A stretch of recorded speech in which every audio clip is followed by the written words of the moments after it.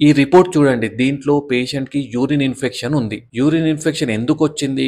ఇంకొంచెం పైనికి చూస్తే దాంట్లో షుగర్ గూడా 2+ అని ఉంది. అయితే ఇలా అవ్వడానికి రీజన్ ఏంటంటే పేషెంట్ బ్లడ్ షుగర్స్ కూడా చాలా ఎక్కువగా ఉన్నాయి. ఈ ఫాస్టింగ్ పోస్ట్‌లని చూడండి. ఇది గూడా ఎక్కువగా ఉంది. ఇలా ఎక్కువ అవ్వడం వల్ల ఏమవుతుంది?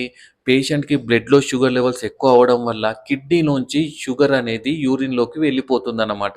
ఇలా యూరిన్‌లో గూడా షుగర్ ఎక్కువగా ఉండడం వల్ల ఏమవుతుంది? బాక్టీరియా గ్రోత్ అనేది ఎక్కువగా అవుతుంది.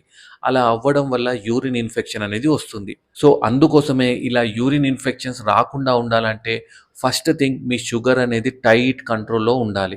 అలా టైట్ కంట్రోల్‌లో ఉంటే ఏమవుతుంది? షుగర్ అనేది యూరిన్‌లో రాకపోవడం వల్ల ఈ గ్రోత్ అనేది ఎక్కువగా ఉండదు. అండ్ మీకు యూరిన్ ఇన్ఫెక్షన్ గూడా రాదు. అదే కాకుండా యూరిన్ గూడా ఎక్కువ సేపు హోల్డ్ చేసుకోవడం లాంటివి గూడా చేయకూడదు. ఫైనల్‌గా వాటర్ గూడా మంచిగా 2.5-3 లీటర్స్ వరకు రెగ్యులర్‌గా తీసుకోవాలి.